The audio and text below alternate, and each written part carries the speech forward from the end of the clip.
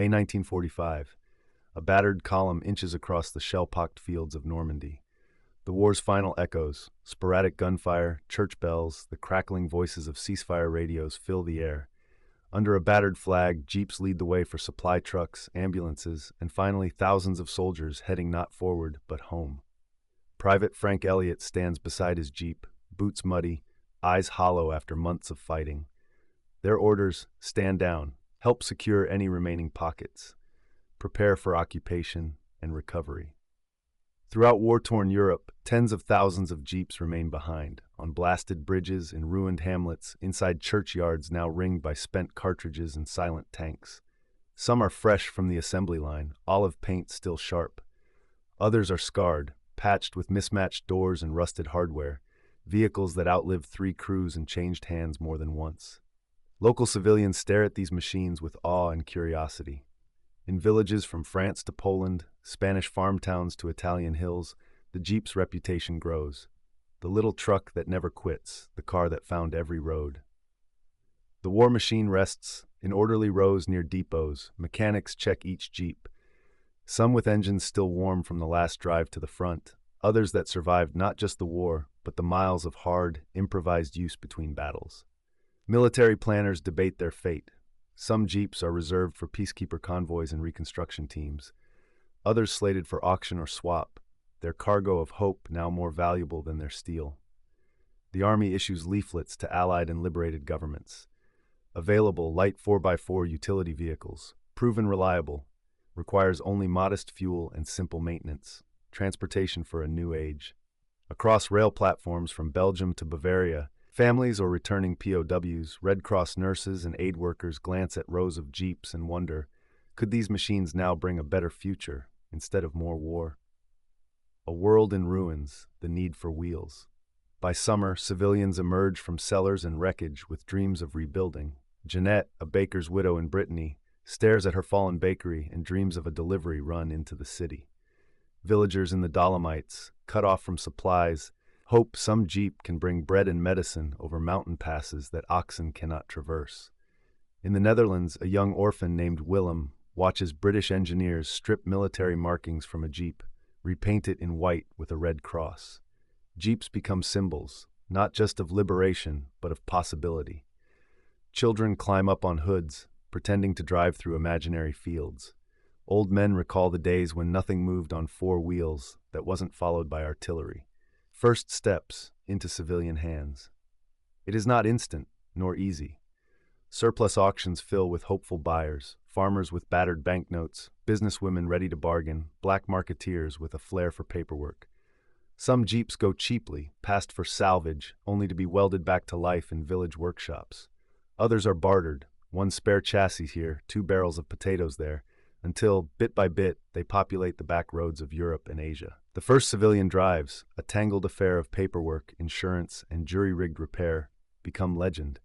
A Dutch team patches bullet holes with tin from biscuit tins. A Polish engineer swaps out a transmission using bicycle parts. In Provence, an Italian partisan's Jeep wins a race against a French tractor to deliver grain first to market. These are not just vehicles, they are lifelines.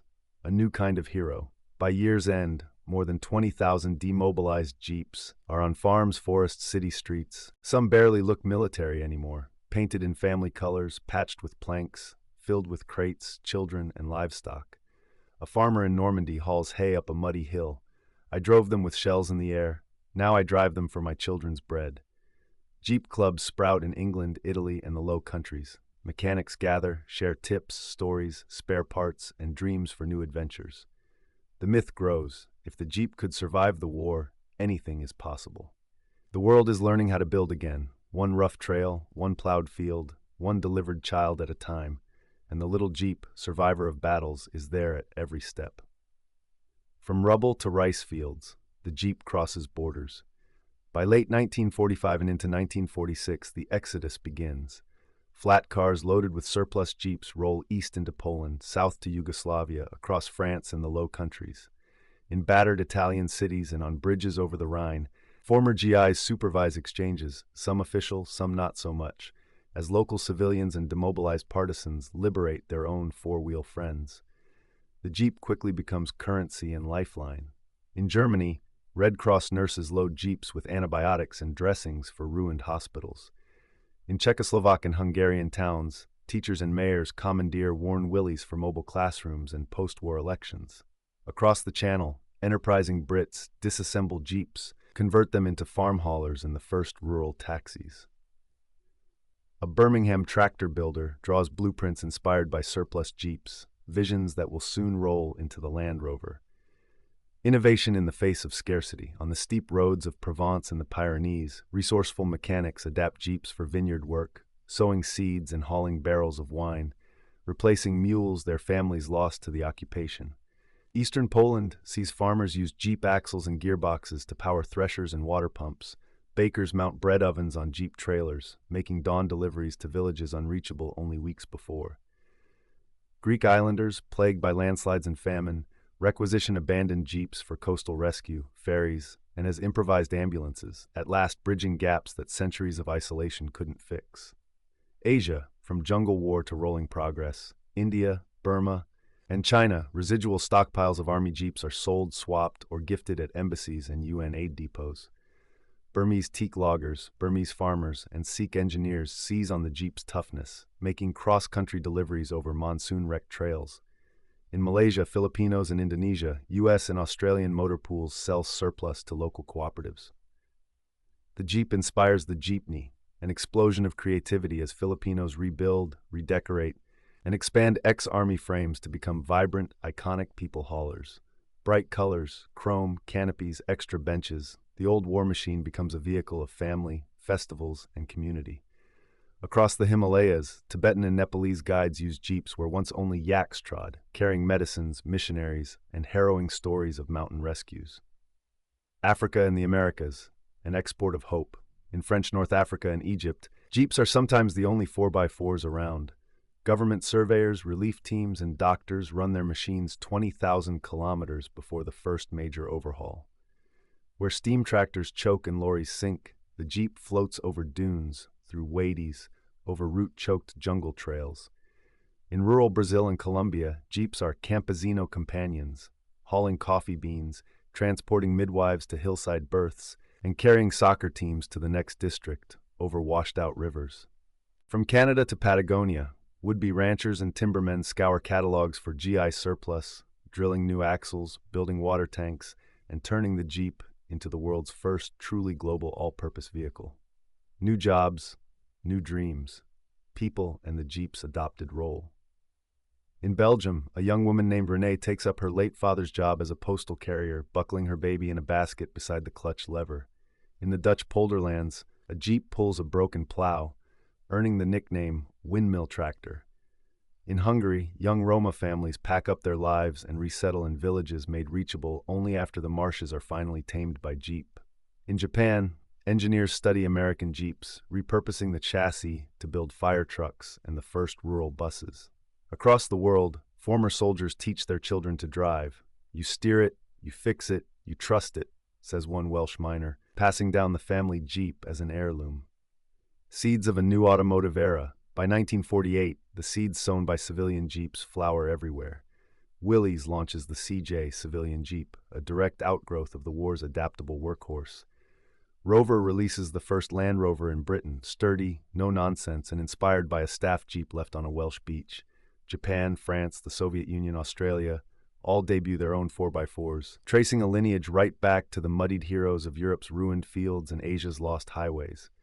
The Jeep's design is copied, its ethos emulated, simplicity, serviceability, and above all, the ability to survive. Not just war, but the peace that follows. Jeep stories, from survival to revival. Normandy, 1946. A battered, demilitarized Jeep bounces through flooded fields. Marie Dubois, a war widow, packs crates of fresh bread in the cargo bed, her 12-year-old son steering by her side. Every muddy lane conquered means a family eats. Every day the Jeep runs, hope returns. In rural Poland, a Jeep converted to an ambulance races past potato fields, braving spring floods and patches of uncleared mines. Young medic Piotr loads antibiotics and blankets each morning, delivering medicine to villages that for years saw only the shadow of war. On the high roads of the Pyrenees, Spanish shepherds strap sheep to the fenders, hauling feed to rocky outposts. The Jeep is more than vehicle, it is companion, pack horse, mule, rescue lifeline. One shepherd scrawls a blessing on the dash, "Survivor, now bring life, not war." Civic Jeep, building the future. In Italy, townsfolk gather to lay stones for a new school. A Jeep brings timber and bricks to the mountaintop, laborers packed on benches, children riding on laps, teachers carrying chalk and hopes. Reconstruction is human energy multiplied by horsepower. The Jeep, repurposed for peace, is a masonry crew on wheels. Across Germany and Austria, Gs serve as mobile post offices, radios strung to antennas, sacks of letters in the footwell. For families separated by frontiers, the Jeep is the messenger, and sometimes the reunion. Berlin, shattered and divided, sees the Jeep ferry seeds and tools to urban gardens, a stolid symbol of rebirth in a city where tanks once ruled. Disaster and recovery, Jeep at the edge. Spring floods hit Holland. Jeeps drag sandbags and timber through submerged villages, rescue teams pulling children from rooftops, delivering doctors where boats cannot go. In the Balkans, earthquake survivors gather around a Jeep packed with tarps and rope. It's not just a vehicle, it is the first help they've seen in days, and every weary hand is grateful. The Jeep's legend grows as a rescuer in blizzard, mudslide, monsoon, avalanche. Its war-forged toughness carries men and cargo where rails and horses cannot. Its adaptability prized not by generals, but by every villager who needs supplies, aid, or a second chance. Jeep clubs and recovery bonds. By 1950, communities in France, Britain, and the USA formed Jeep clubs. Owners meet on weekends, racing through woods and muddy tracks, fixing engines together, laughing and feasting in fields once sown with mines. Old soldiers swap tales. I drove Jeeps under fire, now I drive them for Sunday picnics. Mechanics share photos of Jeeps plowing snow, hauling timber, and carrying newborns to hospitals. Children paint their names on hoods and imagine adventure, not war. Annual Jeep runs honor hope over destruction. Each convoy a gesture of unity, recreation, and a living memory of survival multiplied by freedom. The Jeep becomes culture, invention, sport, and adventure. In the Philippines, jeepneys blur the line between necessity and art. Bright chrome, painted scenes, banners for weddings and funerals, the Jeep as living canvas. In Australian ranch country, Jeeps pull wire, lay fence posts, and spark stories of frontier life. North American and European explorers chart new trails, mountain passes, deep forests, deserts, using surplus Jeeps and their civilian CJ offspring. Adventurers recount, if the Jeep made it through war, it will see us over any mountain. The Jeep is legend and workhorse, now inseparable from the story of countries rebuilding, communities thriving, and the world pushing toward new frontiers. The Jeep seeds a revolution in mobility. By the early 1950s, the Jeep's mechanical DNA spreads further than any army. Engineers and inventors from all over the globe tinker with surplus Willys and Fords, modifying axles, drivetrains, gearboxes, sometimes out of necessity, sometimes out of aspiration. Farmers in Canada and Argentina bolt plows onto the rear. Loggers in Scandinavia fashion winches from tank remnants. Tinkerers in Japan reverse-engineered Jeeps for prototype firefighting vehicles. In Kenya, the Land Rover is born, a direct answer to the Jeep's proven survival in the wild. British explorers remember the Jeep's unlikely runs across sand, stone, and swamp, and push their design even further. Simplicity, strength, and the will to endure. Australian sheep stations become testing grounds for both surplus American Jeeps and homegrown 4x4s. Aboriginal trackers ride alongside ranchers, recognizing in the Jeep a bridge across land that had resisted mechanization for generations. Off-road culture, from necessity to adventure. In post-war America and South Africa, Jeep jamborees weave the vehicle into recreation and lifestyle. Off-road clubs compete across mountain ranges, forests, savanna, and desert. Families pass their Jeeps on as inheritance. A sense of freedom and self-sufficiency grows where once only war-tempered steel. In France, rural rally races spring up. Mechanics and gas station owners rebuild their own Jeeps for sport, painting family crests and flags on hoods once marked by invasion. Jeep becomes the central symbol for adventure. It is in every major expedition crossing the Sahara. It carries missionaries into Amazon jungles and scientists into Himalayan snow. Its image appears in advertising, on children's book covers, carved into museum walls.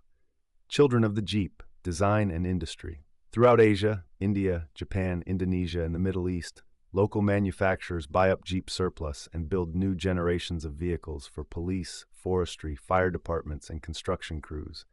India's Mahindra, Japan's Toyota, and countless smaller firms evolve their own designs, with the Jeep always present as a template for innovation.